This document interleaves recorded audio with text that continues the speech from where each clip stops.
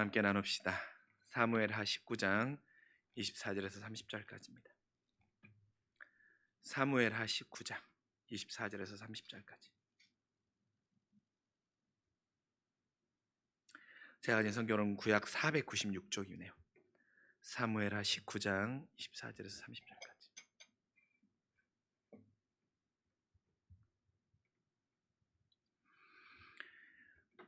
우리 말씀 교독할게요. 한 절씩 교독하겠습니다. 사울의 손자 무비보셋이 내려와 왕을 맞으니 그는 왕이 떠난 날부터 평안히 돌아오는 날까지 그의 발에 맵시를 내지 아니하며 그의 수염을 깎지 아니하며 옷을 빨지도 아니하였더라. 예루살렘에서 와서 왕을 맞을 때 왕이 그에게 물어 이르되 무비보셋이여 내가 어찌하여 나와 함께 가지 아니하였더냐 하니 대답하되 내 주 왕이여 왕의 종인 나는 다리를 절므로 내 나귀의 안장을 지워 그 위에 타고 왕과 함께 가려고 하였으니 내 종이 나를 속이고 종인 나를 내 주 왕께 모함하였나이다. 내 주 왕께서는 하나님의 사자와 같으시니 왕의 처분대로 하옵소서. 내 아버지의 온 집이 내 주 왕 앞에서는 다만 죽을 사람이 되지 아니하였나이까. 그러나 종을 왕의 상에서 음식 먹는 자 가운데에 두셨사오니 내게 아직 무슨 공의가 있어서 다시 왕께 부르짖을 수 있사오리까 하니라. 왕이 그에게 이르되 내가 어찌하여 또 내 일을 말하느냐. 내가 이르노니 너는 시바와 밭을 나누라 하니 무비보셋이 왕께 아뢰되 내 주 왕께서 평안히 왕국에 돌아오시게 되었으니 그로 그 전부를 차지하게 하옵소서 하니라. 아멘. 여러분 9월의 마지막 주일입니다. 오늘 말씀의 배경은 무엇이냐면 다윗이 이제 압살롬 자신의 아들이죠. 그 아들이 반역하였지 않습니까? 근데 그 반역을 제압하고 예루살렘으로 귀환하는 장면입니다. 왕이 다시 귀환하는 장면이에요. 근데 그 귀환할 때 왕을 맞이하는 행렬 가운데 오늘 나오는 무비보셋이라고 하는 한 사람이 있습니다. 그런데 이 무비보셋이라고 하는 사람이 누구입니까? 무비보셋은 누구의 아들입니까? 요나단의 아들이에요. 요나단의 아들. 요나단은 또 누구의 아들입니까? 바로 사울의 아들이지요. 그럼 이 집안은 어떤 집안입니까? 반역자의 집안이지요. 다윗의 반역자의 집안이었던 거예요. 다윗의 정적의 집안의 손자이지요. 요나단의 아들이니까. 그런데 그에게는 다리를 저는 장애를 가지고 있었거든요. 근데 요나단이 왜 다리를 절게 되었냐면 이제 사무엘하 4장 4절의 말씀에 보면 나오는데 사울과 요나단이 이제 전투에서 죽어요. 사울과 요나단이 전투에서 죽으니까 어떻습니까? 이제 그 전투에 임했던 군사들이 그 집안을 이제 멸해야 되잖아요. 그러니까 무비보셋까지 죽이려고 찾아오는 거예요. 근데 이제 무비보셋 되게 어린 나이였거든요. 그러니까 걸을 수 없는 어린 나이였어요. 그러니까 그 어린 무비보셋을 안고 유모가 도망가다가 무비보셋이 그 유모의 실수로 무비보셋을 땅에 떨어뜨리게 된 거예요. 그래서 어린 시절에 다리에 장애를 안게 된 것입니다. 불의의 사고로 다리를 절게 된 거죠. 그런데 이 무비보셋이 다리를 절게 되었거든요. 근데 이제 무비보셋이 불안할 거 아닙니까? 왕이 이제 자기네 집안이 몰락한 가문이 되었으니까 이 몰락한 가문이 된 자기의 집안을 죽일 수도 있기 때문에 숨어 지냈던 거예요. 그런데 다윗이 요나단과의 약속을 기억하여서 물어서 무비보셋을 찾습니다. 그리고 무비보셋을 불러요. 그리고 무비보셋에게 은혜를 베풀어요. 대표적인 게 무엇이냐면 그 땅을 주고 아버지 때 가지고 있던 땅을 주고 항상 왕의 상에서 같이 식사를 하도록 하는 은혜를 베풀어요. 그런데 그 은혜를 베풀었는데 오늘 사건이 일어난 것입니다. 반역자이며 패족이며 몸에 장애를 가지고 있던 그가 다윗 앞에서 근데 그는 오늘 내가 무엇을 부끄러워해야 되는지에 대해서 말씀을 통해 전해주고 있어요. 그는 그의 몸에 장애를 가지고 있는 걸 부끄러워하지 않았어요. 그래서 우리 오늘 말씀을 통해 우리의 삶 가운데 진짜 부끄러운 것이 무엇인지 오늘 말씀을 통해 우리가 함께 알아가기를 원합니다. 다윗이 이제 돌아오지요. 압살롬의 반역을 제압하고 돌아오면서 다윗이 무비보셋에게 묻는 거예요. 야, 네가 왜 나와 함께하지 않았니? 내가 중요한 이 여정에 나아갈 때 왜 나와 함께하지 않았냐라고 왕이 무비보셋에게 묻는 겁니다. 근데 그가 함께하지 아니한 모습이 서운하기도 하고 그걸 넘어 괘씸할 수 있죠. 말씀드렸잖아요. 패족이었고 숨어 지내던 그를 찾아와서 땅도 나누어지고 왕의 상에서 항상 먹게 하였던 그 은혜를 베풀었는데, 왜 내가 필요한 이 시기에 내가 떠나려고, 나에게 중요한 일대일생의 중요한 이 순간에 너는 나와 함께하지 않았냐라고 묻는 겁니다. 괘씸할 수 있죠. 내가 베푼 은혜의 호의를 생각하면 힘을 합해하는 상황에 동행하지 않았으니 말입니다. 그럼 요새 또 아는 거예요. 그러니까 다윗이 이렇게 묻고 다윗의 그 마음을 당연하게 여기는 거예요. 그러니까 27절, 우리가 이것 27절의 말씀에 이렇게 말하는 겁니다. 뭐라고 말합니까? 종인 나를 내 주 왕께 모함하였나이다 말한 다음에 내 주 왕께서는 하나님의 사자와 같으니 왕의 처분대로 하옵소서. 왕의 처분대로 하옵소서. 무슨 뜻입니까? 나에게 책임을 물으시면 내가 그 책임을 달게 받겠다라는 거예요. 그럴 수밖에 없는 처지죠. 그렇죠. 그는 왕의 특별한 대우를 받았습니다. 토지도 주었고 왕의 식탁에서 함께 식사하는 특권을 누렸어요. 당연히 죽음을 당해야 했던 그를 찾아서 은혜를 베풀었는데 말입니다. 그러니 왕이 자기에게 이 은혜도 모르는 괘씸한 놈이라고 하면서 처분을 묻고 책임을 묻고 땅을 빼앗고 심지어 목숨을 빼앗는다고 해도 무비보셋은 할 말이 없는 입장인 거예요. 그 위치에 있는 사람인 거예요. 그러니까 왕의 처분대로 하겠다라고 말하고 있는 것입니다.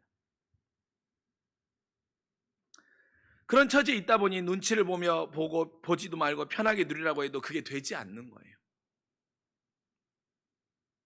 여러분, 다윗이요, 무비보셋을 처음 만나는 자리, 그러니까 무비보셋이 다리를 절면서 다윗을 처음 만나는 자리에서 다윗은 무비보셋에게 분명히 말했거든요. 뭐라고 말했냐면, 내게 허락하는 모든 은혜는 내가 인간적인 정, 너의 아버지 요나단과의 인간적인 정 때문에 내가 너에게 이렇게 하는 게 아니야 라고 말하는 거예요. 물론 그것도 있지만 나와 너의 아버지 사이에 하나님의 이름으로 맺은 언약 때문에 내가 너에게 이렇게 하는 거야 라고 말해요.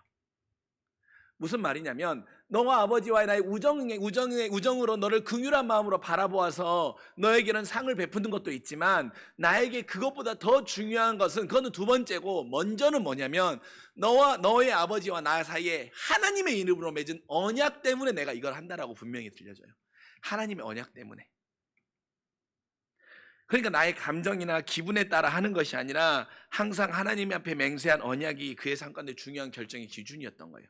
그러니까 무비보셋에게 내가 너에게 누리는 이 모든 베푸는 선을 미안해할 필요도 없고 당연함으로 누리라고 말해요. 그러니까 다윗이 29절에 또 이렇게 말해요. 그러니까 왕의 처분대로 따르겠습니다라고 말하니까 29절에 이렇게 말하는 거예요. 왕이 그에게 이르되 내가 어찌하여 또 내 일을 말하느냐라고 말하는 거예요. 어찌하여 내 일을 또 말하느냐. 무슨 말이냐면, 야, 이 이야기를 왜 또 꺼내는 거야? 너가 이 이야기 왜 또 꺼내는 거야? 라고 말하는 거예요. 나는, 그러니까 28절 이렇게 말하잖아요. 다만 죽을 사람이었는 나에게 왕이 이렇게 베풀었는데 또 이야기를 꺼내니까 다윗이 말하는 거예요. 야, 이 이야기를 왜 또 꺼내는데? 난 다 잊어버렸다니까. 내가 너에게 묻는 것은, 야, 왜 못 따라왔니? 못 따라올 수 있는 연유와 사연이 혹시 있었니? 무슨 상황이 있었니라고 묻는 거예요. 괘씸해서 묻는 게 아니에요. 책임을 묻기 위해 묻는 게 아니라 어떤 사유인지 궁금해서 묻는 거예요. 왜냐하면 그 전에 시바라고 하는 무비보셋의 종이 와가지고 모략의 말을 하거든요. 뭐라고 말하냐면, 시바가 이 뒤에 말씀에 나누겠지만 시바가 이렇게 말하는 거예요. 내가 섬기고 있는 우리의 왕, 내가 섬기고 있는 나의 주인 무비보셋이 뭐라고 말했냐면, 이제 드디어 우리 아버지의 땅을 이제 드디어 우리 아버지의 창을 오롯이 찾을 수 있게 되었습니다라고 말했다라는 거예요. 시바가 다윗에게 이렇게 거짓말을 하는 거예요. 먹을 것을 가득 싣고 와서 그것을 다윗에게 바치면서. 그러니까 다윗이 시바에게, 야, 그러면 무비보셋의 땅을 네가 다 가져라 이렇게 말하는 거예요. 그러니까 다윗 안에 처음에는 그 괘씸한 마음이 있었겠죠. 근데 다윗 안에는 왜 그렇게 말했는지 그게 궁금했던 거예요. 책임을 따져 물으려는 게 아니라. 근데 이렇게 말하니까 말하는 거죠. 야, 이 이야기를 왜 또 꺼내느냐. 여러분, 다윗은요, 지금 네가 누리는 것들이 당연하면 미안할 필요가 없다라고 하면서 그 마음 가운데 품고 있는 그 죄책감과 빚을 진 사람의 마음을 넉넉함으로 이해해 주는 거예요. 넉넉함으로 보듬어 주고 있는 것입니다. 심지어 사무엘하 21장 이 다음 말씀에 보면 또 무슨 말씀이 나오냐면, 이제 기브온 사람들이라고 하는 사람들이 다윗에게 가서 요청해요. 사울의 집안에 남은 자들 중에 우리가 7을 죽여야 되겠는데 그 남은 사람들 중에 내주라고 해요. 근데 다윗이 어떻게 하냐면 무비보셋만 숨기는 거예요. 무비보셋만을 숨기고 그를 아껴서 빼놔요. 21장 7절에 이렇게 나오거든요. 아껴서 빼요. 그를 살려준다니까요. 오늘 다윗의 모습을 통해서 우리는 그 다윗의 넉넉함을 배우게 되는 거예요. 다윗의 넉넉함은 인간적인 호탕함이 아니에요, 여러분. 그는 먼저 하나님과 한 언약을 가볍게 여기지 않는 믿음의 태도에서 그렇게 나오는 거예요. 내가 하나님 앞에 한 약속이기 때문에 설령 네가 그렇게 말한다고 할지라도 네가 너에게 무슨 이유가 있고 연유가 있겠지라고 하는 그것을 묻고 있는 모습을 보이는 거예요. 하나님의 언약을 가볍게 여기지 않는 사람은요, 하나님의 언약을 귀히 여기는 사람은 내 상황과 내 감정이 중요하지 않아요. 내 상황과 내 감정 앞에 하나님의 언약이 먼저가 되는 거예요. 또 하나, 그렇게 하나님의 언약을 귀히 여기면요, 약자의 입장에서 그의 마음을 헤아리는 마음을 보이는 거예요. 우린 인간이기 어떻습니까? 내가 베푼 호의에 대해서 상대가 기억하거나 표현해주지 않으면 서운할 때가 있죠. 내가 선을 많이 베풀어요. 내가 호의를 베풀어요. 그런데 상대가 그것에 대해서 고마워하지도 않고 또한 그런 표현도 하지 않고 또 내가 필요할 때 그것을 나에게 힘을 모아주지 않으면 어떻습니까? 서운하죠. 속상하죠. 내가 너에게 이렇게 잘해주었는데. 그런데 오늘 다윗은 그런 서운한 감정에 마음을 빼앗기면 힘으로 불편함으로 몰아갈 수 있지만 그것이 아니라 말씀을 통해 자신의 넉넉함을 지켜나가는 거예요. 언약으로 말씀을 지켜가면 그가 또 미안해할 때 그렇게 말할 수 있는 거예요. 야, 나 그거 다 잊어버렸어. 왜 또 그 이야기 하는 거야? 언제까지 그렇게 빚진 자의 마음으로 살아가려고 해? 그러지 마. 내가 너에게 베푼 상과 호의는 네가 두려워야 할 당연함이야 라고 말함으로 인해서 그 사람의 마음까지도 헤아려주는 넉넉함을 보이는 거예요. 소망하기는 우리 안에 이런 믿음의 태도들이 있기를 간절히 원합니다. 근데 여러분, 오늘 무비보셋을 보면요, 무비보셋에게 제가 말씀드렸다는 다리에 장애가 있는 사람이었다고. 근데 무비보셋은 그 다리의 장애를 부끄러움으로 여기지 않아요. 그러면서 무비보셋은 우리에게 우리가 진정 부끄러워해야 될 게 무엇인지 알려주는 거예요. 첫째로 그는 보여주기식의 태도를 부끄러워하라는 거예요. 보여주기식의 태도를. 오늘 말씀을 보면 어떻습니까, 여러분? 24절의 말씀, 사울의 손자 무비보셋이 내려와 왕을 맞이하잖아요. 다윗을 맞이해요. 그런데 그가 왕이 떠나는 날부터 평안히 돌아오는 그 날까지 발에 맵시를 내지 아니하고 수염도 깎지 아니하고 옷도 빨지 아니하였어요. 왜 그렇게 했습니까? 왜 이렇게 하였습니까? 평안히 돌아오기를 원하는 마음 때문에 그렇게 한 거예요. 간절함이었던 거예요. 정말로 우리의 왕 다윗이 평안히 돌아오기를 원하는 마음에, 그 간절함을 표현하고 싶은 마음에 수염도 깎지 않고 발도 꾸미지 않고 옷도 빨지 않고 그 자리에서 그대로 지키고 서 있었던 거예요. 여러분, 무비보셋은요, 시바의 모략을 알았어요. 다윗이 그것 때문에 속아 넘어간 상황을 알았어요. 우리가 말씀을 보면 잘 알 수 있지 않습니까? 그러면 여러분, 인간이면 어떻겠습니까? 다윗의 마음을 돌이키기 위해, 시바에게 속아 넘어가서 그 불편한 마음으로 돌아오는 그의 마음을 얻기 위하면 보통 사람이라면 어떻게 하겠습니까? 발을 씻지 아니하고 옷을 빨지 아니하고 수염을 깎지 않는 그 행동보다 그 다윗의 마음과 다윗의 환심을 사기 원하면 보통이면 어떻게 행동해야겠습니까? 그것보다는 성대한 잔치를 준비하거나 좋은 음식을 마련하거나 왕이 왔을 때 그 기분을 풀어줄 수 있는 그런 행동을 해야 돼요. 당연하죠.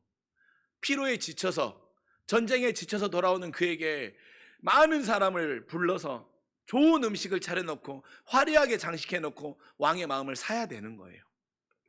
그런데 무비보셋은 그렇게 하지 않아요. 되려 그날부터 발도 꾸미지 않고 수염도 깎지 않고 옷도 빨아입지 않는 거예요. 왜? 그에게는 보여지는 것보다 그 진심이 더 중요했기 때문입니다. 우리 왕이 평안히 돌아와야 되는데, 아마 그는 그렇게 옷을 빨지 않고 그 태도로 있으면서 하나님 앞에 기도했을 것입니다. 하나님이여, 우리 왕이 평안히 돌아오게 하소서. 지금으로 표현하면 무엇이겠습니까? 금식하며 기다리는 거예요. 가난한 자의 마음이 돼서 간절한 마음을 담아 하나님 앞에 금식하며 먹는 것을 그하고 자신의 몸을 치면서 우리 왕이 평안히 돌아가기를 원합니다. 우리의 왕의 목숨을 하나님이 지켜주시옵소서 하는 마음으로 그는 그렇게 행동했던 거예요. 그러면서 자기의 고통스러운 불편을 감수한 것입니다. 그가 보여지는 것으로는 더러웠을지 모르지만 이것이 그의 진심이 전달되는 모습이었던 거예요. 저와 여러분에게 신앙생활에 항상 도사리고 있는 유혹이 있는데 그 유혹은 무엇인지 아십니까? 바로 다른 사람에게 보여지는 관심에 힘을 모으는 경향들이 있다는 거예요. 다른 사람들이 나의 신앙의 모습을 어떻게 바라볼까? 다른 사람들에게 어떻게 비춰질까? 다른 사람들은 어떻게 평가할까? 우리는 그 유혹에 자꾸 넘어져요. 그리고 그 유혹이 우리에게 항상 도사리고 있어요. 저에게 더할 나위 없죠. 다윗은 오늘 그런 모습을 부끄러움으로 여기라는 거예요. 남에게 어떻게 보여질까가 중요한 것이 아니라 하나님 앞에 내가 어떻게 보여지는 것이 우리 앞에 중요하다는 거예요. 하나님 우리의 외모를 보는 것이 아니라 하나님 우리의 중심을 보시기 때문입니다. 하나님 앞에 보이는 진실함의 모습이 우리에게 중요한 거예요.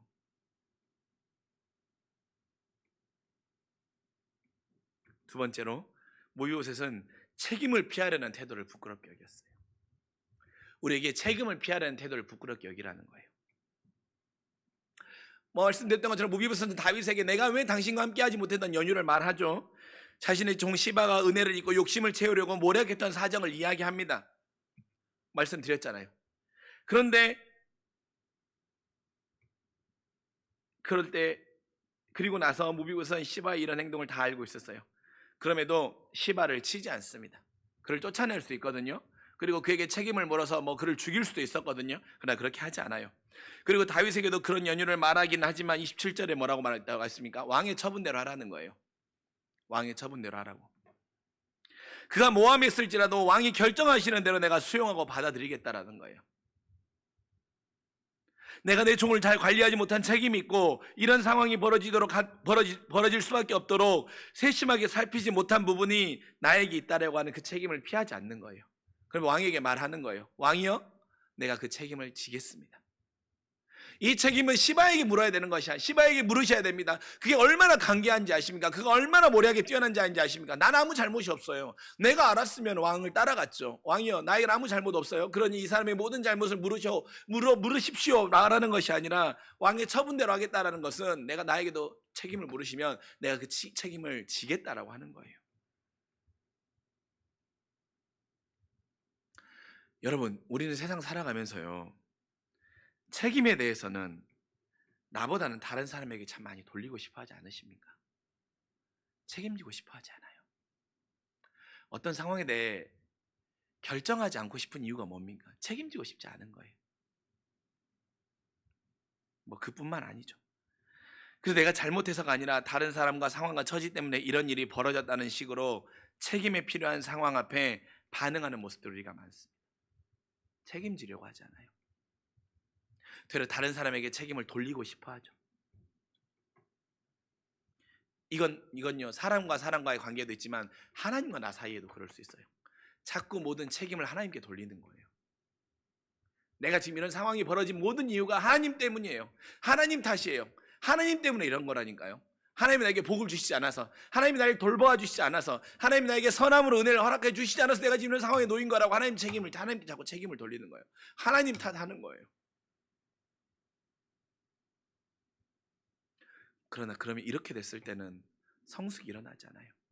그래서 모비보셋은 우리에게 책임지지 않으려고 하는 태도를 부끄럽게 여기라고 말하는 것입니다. 그래서 우리가 소망하기는 책임을 피하려는 태도가 아니라 내가 책임을 감당하는 성숙과 신람의 모습을 사람과 사람 사이의 관계에서도, 또한 하나님과 우리 사이의 관계에서도 그러한 우리의 모습이 있기를 간절히 소망합니다. 그래야 내가 하나님 앞에 내가 어떻게 더욱더 하나님의 사람으로 변화되고 내가 어떻게 더 하나님 앞에 하나님의 사람으로 거룩하게 설 수 있을지요 라고 물을 수 있는 거예요. 그게 바로 성숙의 길입니다. 마지막으로 모비보셋은 우리에게 염치가 없는 걸 부끄러움으로 여기라는 거예요. 염치가 없는 것을. 모비보셋은 다윗이 자신을 처음 만났던 자리에서 베풀어진 사랑과 배려를 여전히 잊지 않고 있었죠. 그는 결코 이것들이 당연함으로 여기지 않았습니다. 그래서 29절의 고백에 다윗이 내가 어찌하여 또 이 내 일을 말하느냐라고 말하는 거죠. 죽어 마땅했던 자신에게 다윗의 선의에 대한 염치가 있었던 겁니다. 그런 28절에도 내가 아직 무슨 공의가 있어 다시 왕께 부르짖을 수 있사오리까라고 말하는 거예요. 무슨 말이냐면 내가 무슨 염치가 있어서 왕에게 무엇을 요구할 수 있겠습니까? 라고 말하는 것입니다.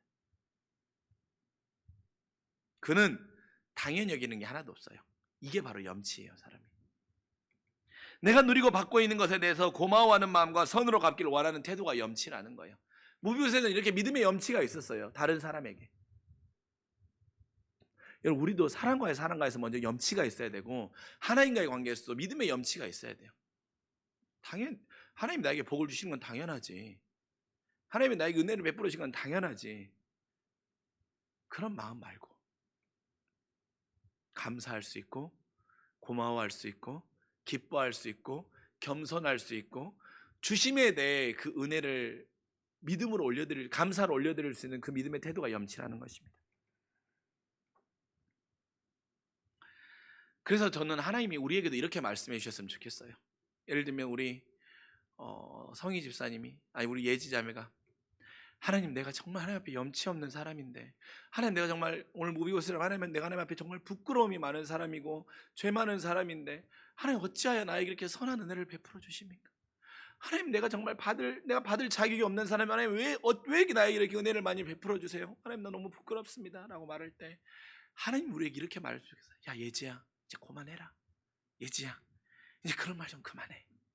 너 은혜 받을 자격 충분해. 너 그 은혜 누릴, 너 그 복을 누릴 자격 충분해. 하나님 앞에 이런 말을 들을 수 있는 그런 믿음의 염치들이 있었으면 좋겠어. 하나님 우리한테 야, 너 왜 이렇게 염치가 없냐? 너 왜 이렇게 뻔뻔하냐? 이게 아니라 정말 하나님 앞에 빚진 자의 마음으로, 부끄러운 자의 마음으로, 가난한 자의 마음으로 항상 나아가서 하나님 앞에 그렇게 겸손함으로 나아가면 하나님이 야 예지야 상수야 이제 그만해. 그런 마음 안 가져도 돼. 너 그거 누리는 건 당연해. 내가 너에게 이런 은혜를 베풀어 주는 거 당연해. 그러니까 당연함으로 누리렴. 하나님 앞에 이런 마음, 이런 말을 들을 수 있는 믿음의 염치가 우리 안에 있기를 간절히 원합니다. 그게 바로 하나님이 기뻐하시는 믿음의 태도가 아닐까요? 그 사랑하는 성도 여러분, 우리 안에 먼저 보여주기식의 태도를 부끄러워하고 책임을 피하려고 하는 태도를 부끄러워하고 염치가 없는 모습을 부끄러워할 수 있는 오늘 무비보셋 우리에게 주시는 그 믿음의 교훈을 우리가 놓치지 않기를 소망합니다. 다윗은 무비보셋에게 이제 뭐라고 말하냐면 시바와 밭을 나누어 가지라고 해요. 왜 이렇게 말하냐면 다윗이 시바에게 속아가지고 이 모든 밭을 시바에게 다 주거든요. 왕이 무비보셋에게 베풀었던 그 땅을 시바에게 다 준 거예요. 속아가지고. 그러니까 이제 다윗이 돌아와가지고 너와 시바가 땅을 나누어 가지라고 말합니다. 그러나 무비보셋은 왕께서 평안히 돌아오셨으니 그가 그 전부를 차지하겠소라고 말하잖아요. 말씀 볼까요? 30절의 말씀입니다. 왕께 아뢰되 내 주 왕께서 평안히 왕궁에 돌아오시게 되었으니 그로 그 전부를 차지하게 하옵소서 하니라. 그로 그 전부를 차지하게 하옵소서라고 말하는 거예요. 여러분, 우린 이 말씀을 통해서 시바가 기다리고 있었던 게 뭔지 아는 거예요. 그가 정말 기다리고 있었던 게 뭔지 발견하게 되는 거예요. 왕이 돌아와서 나의 억울함을 풀어주고 나에게 내가 빼앗겼던 그 땅과 재산을 다시 갖기를 그걸 기다린 게 아니에요. 그가 기다리는 것이 돈이며 물질이었다면 그는 다윗이 반으로 나누라는 명령 앞에 반기를 들었을 것입니다. 그가 목욕으로 왕을 속였으니 그에게 반을 준 것은 부당하며 나에게 다 주십시오. 그리고 시바에게는 벌을 내리셔가지고 그 책임을 물으셔야 될 것입니다라고 말할 것입니다. 내가 다 돌려받는 것이 당연하다고 말할 거예요. 하지만 그는 다윗의 명령을 뛰어넘는 반응을 보이는 거예요. 다윗의 명령을 뛰어넘는 반응. 그가 그 전부를 차지해도 나는 족합니다.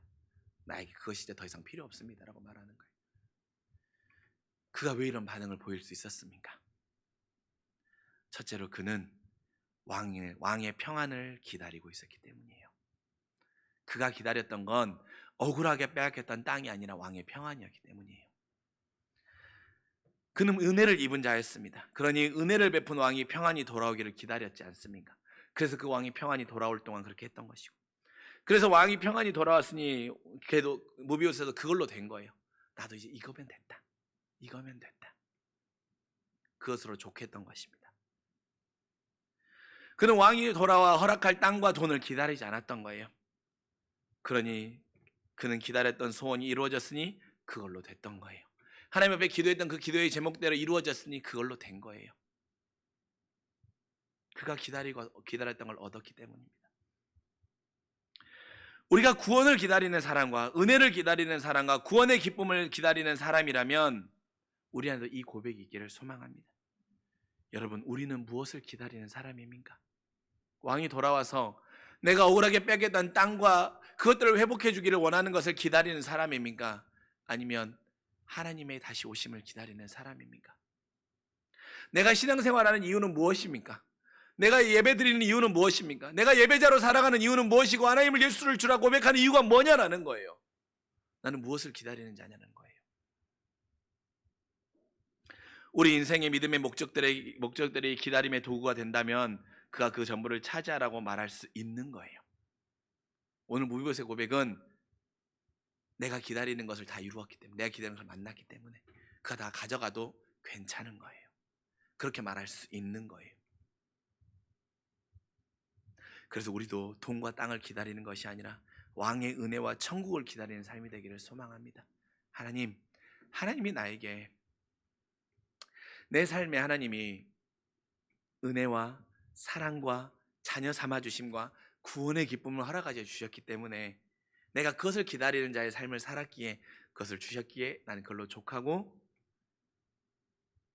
그에게 그 모든 걸 다 주셔도 괜찮습니다라고 말할 수 있는 우리 안에 기다림이 분명한 사람들이 되기를 소망합니다.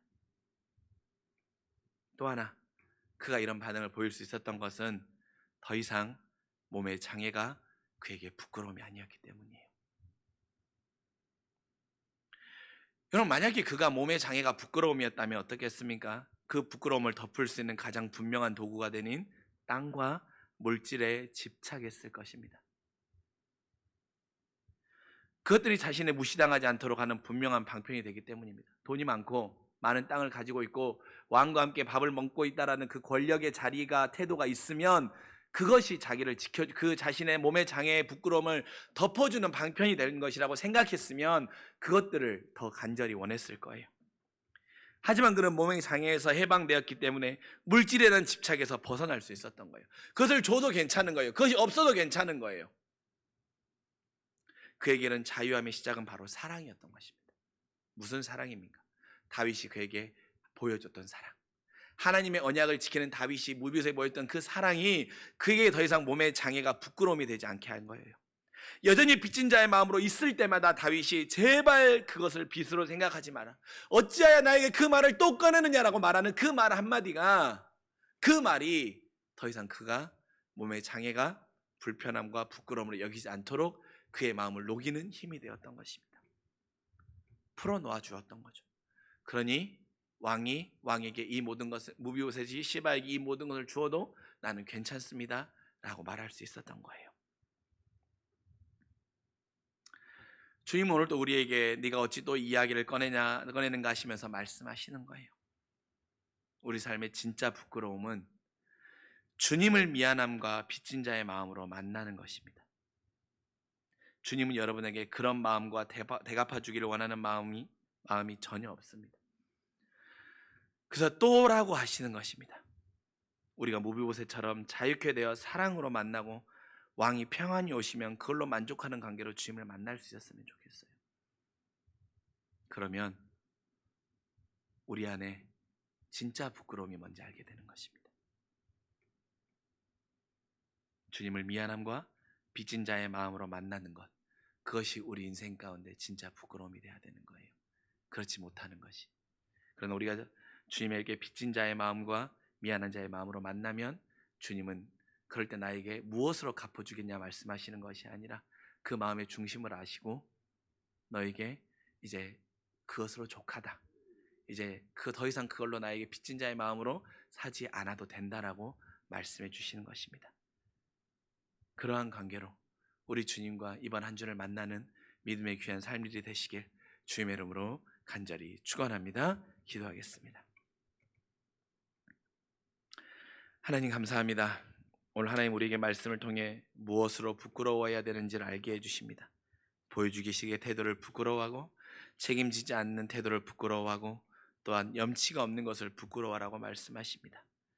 그리고 하나님의 은혜와 사랑을 알 때에는 또한 왕의 평안이 옴을 기다리는 자, 구원과 소망과 하나님의 천국을 기다리는 자에게는 더 이상 몸의 장애가 부끄러움이 되지 않고 하나님의 사랑을 분명히 경험하는 자에게는 더 이상 그것이 장애가 되고 부끄러움이 되지 않는다라고 말씀해 주시는 그 은혜의 말씀을 받게 해주시니 감사합니다.